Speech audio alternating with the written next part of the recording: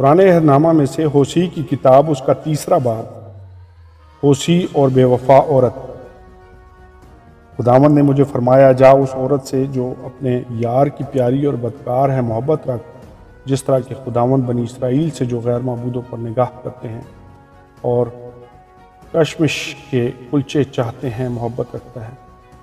सो मैंने उसे 15 रुपया और 1.5 होमर जो देकर अपने लिए मोल लिया और उसे कहा, तू मुद्दत दराज तक मुझ पर कानत करेगी और हम हरामकारी से बाज रहेगी और किसी दूसरे की बीवी ना बनेगी, और मैं तेरे लिए यूं ही रहूँगा, क्योंकि बनी इसराइल बहुत दिनों तक बादशाह और हाकिम और कुर्बानी और सतुओं और अफूद और तराफीम के बगैर रहेंगे।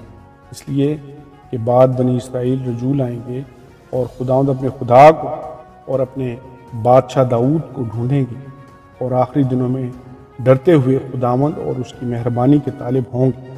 आमीन और आमीन।